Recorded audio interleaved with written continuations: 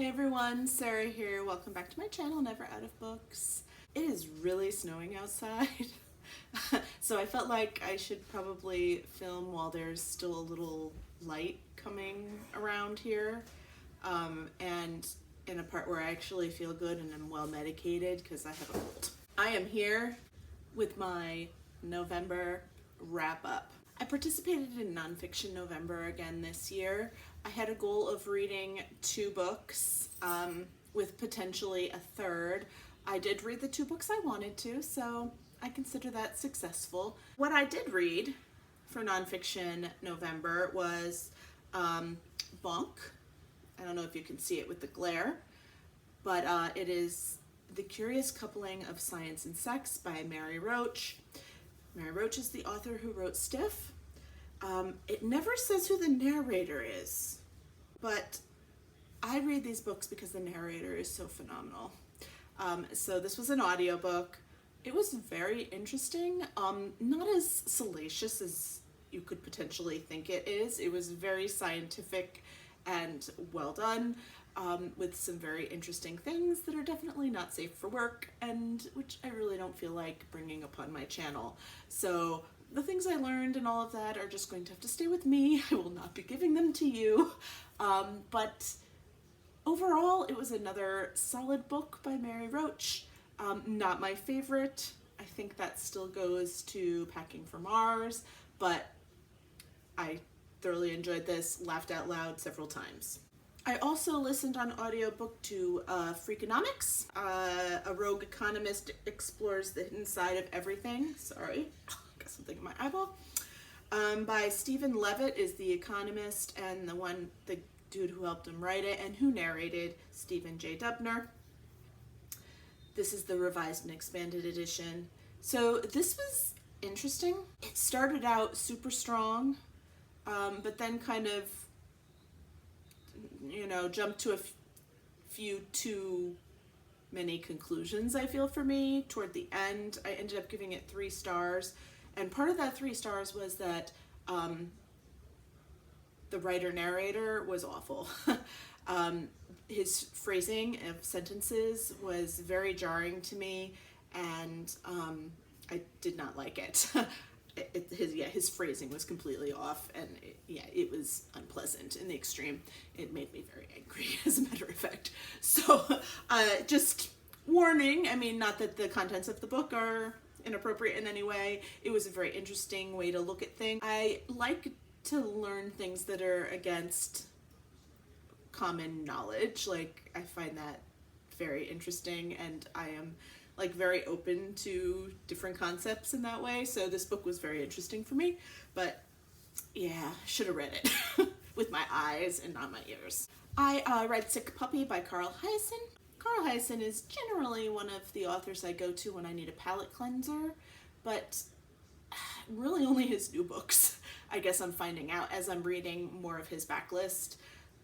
Do not start with this book if you've never read Carl Hiaasen before, okay, because it was not one of his best. This is about Twilly, who inherits a bunch of money, and he's kind of an eco-terrorist. And the whole thing is set on the premise that this lobbyist is a litterer, and this Twilly dude sees him and just stalks his life and makes his life miserable. And people get what's coming to them at the end, which is always pleasing, but it was not it wasn't as a well-traveled story, I guess. I don't know if I'm making sense, but definitely not one of his best. It was really a 2.5 star for me. Not even a 3, although I gave it 3 on Goodreads. But this is not going to stop me from reading his books. It's just that some of his newer works are much better. Then I read the trilogy that I said I was going to, which are The Traitor's Kiss, The Traitor's Ruin, and The Traitor's Kingdom by Aaron Beatty. I think these are beautiful books, and the contents were pretty good. Yeah, I was fairly pleased with this trilogy. I'll hold up the first one. I ended up giving all the books 4 stars. In some ways, it is a very typical young adult light fantasy book. We definitely have the girl character who is kind of a chosen one sort of trope. And then there's, you know, political upheaval and things like that. This was pretty well done to me, though, because each book, you know, had its own plot and conclusion and own rise and fall of action, and they go together very well, as opposed to some other series where there's cliffhangers and things like that. There was none of this. Yes, you do need to read all the books. It's not like you can really pick one up and not know anything. Like, you would miss things, but I really enjoyed that. It was satisfying. I'll kind of give you the summary of the first book, although things move on in this series. Like, it moves very, very well. I guess that's a second thing that's very good about it, is that you don't feel like you're ever really stuck in, you know, either too much political intrigue or anything. Like, it moves. There is no magic in these books either. The fantasy is just in that it's set in a fantasy world. Other than that, it's similar to like medieval times or something in England or something like that. So we follow Sage, who lives with her aunt and uncle following her parents' death. They manage, despite the fact that she is of lower birth than them, to get her an appointment with a matchmaker. All highborn people or anyone who wants to be accepted in society are matched by the matchmakers, who have a lot of political power as well. But she totally bombs that. Think like Mulan. She bombs that. But as a result, the matchmaker actually takes her on as an apprentice. And she learns to read people and see things that are going on. Love interest is in the military, pretty high up in the military, with a lot of lineage behind him. This first book in particular, after I read it, I read some of the reviews on Goodreads, and I would say definitely read this book as if it's a romance novel first and a fantasy second, because it follows more of a plot like of a romance novel, which totally fueled my love for romance again. Like, it made me crazy after this book. But it's totally a romance. Don't go into it thinking anything else. The other two books are a little less romantic with them getting together, and a little bit more interesting with regarding to some of the world building. But this is a romance, this first one. Otherwise, you'll be disappointed when you go into it. Also, it seems like there was a lot of problem because they said there was girl hate. I didn't see that myself. I mean, she didn't like the girls, but I think that they were nasty to her, and I don't think you should have to like a girl just because they're a girl. So I'm not seeing where the whole girl hate thing came from. I think people are allowed to choose who they want to be friends with. The things that I did not like so much about this trilogy, simple things like the map was super confusing. See, love books with maps, but this did nothing for me. Nothing at all. Nothing. Could have done better with this.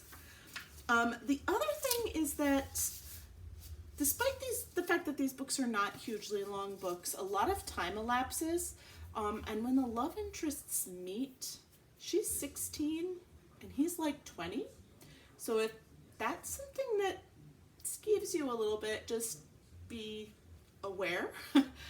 She doesn't stay 16 for very long, but especially in the second book, I mean, she's over 18 and even 19 years old, because in the military, they're not allowed to marry until they're 24, and these take place over like 3 years until he turns 24.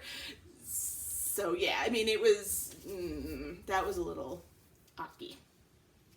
Other than that, solid series. Then I got fueled and wanted romance, which is carrying on into this month. So it was a good thing I had a couple book of the month picks. I picked up Bringing Down the Duke by Evie Dunmore. I cannot believe this is her first novel. This was so good. And maybe my brain was just starved, and that could be what was inflating my rating, but I gave it 5 stars. Technically it's 4.5, but I had to give it 5 stars on Goodreads. This was set during early suffragette times in England. So I think it was, let me look, 1879, and it follows Annabelle. Yeah. Who is admitted into Oxford University as one of the first females. She's got no money. She gets a scholarship, but part of her scholarship is from the suffragette movement. And as a result, she has to help them recruit men to their cause. And because she's kind of clueless, she ends up going up to the Duke, who like runs the whole parliament there, and this starts a whole romance with him. I loved it. It was so much fun. This was a Victorian time frame. Is not something I read a lot from, and I really enjoyed it. Quite obviously, because I gave it a lot of stars. Then I read another debut, Well Met by Jen DeLuca. This is a contemporary romance, and this centers around Emily, I believe her name is, and she goes to help her sister who is in a very bad accident and her teenage daughter, because she can't get around very much. So she has a life that she can drop, and she goes to help out for the summer and gets suckered into doing a Renaissance fair with her niece because she needed to have an adult chaperone doing it as well. And it's kind of a hate to love, or a not good first impression, I guess I should say, to love romance. He is one of the runners of this fair, and he does it for his brother who died tragically. And she's kind of frivolous about it, and he doesn't like that, so he's more stuck up, and she's more, woohoo, this is fun. And just their romance. And it was amusing and just what I needed in life. I gave this one 4 stars. Again, I can't believe that that's a debut as well. So much fun. And I do like a Renaissance fair and that sort of thing. That adds a fun dynamic to the book. And that's November. Better than I expected, actually, considering I spent a lot of time playing the new Pokemon game. But I'm kind of back into reading again. I did get pretty far through Onyx and Ivory. If you've read any of these books or want to talk to me or say something or whatever, feel free to leave a comment down below. I would like to talk. I just wish that YouTube gave me notification when people actually did comment down below, because I feel I've been missing a couple comments, and I would totally respond back if I knew that someone had commented. I don't have such a large channel that very many people say anything to me, so if I don't get to it right away, it's because I didn't know it was there. So I will talk to you all again later. I definitely have some things happening in December. I ordered some book boxes, and of course we have all the goals reviews and all of that will be coming along in end of December and in early January. And I am looking forward to sharing all of that with you and watching all of your videos as well. And I will talk to you all later. Bye.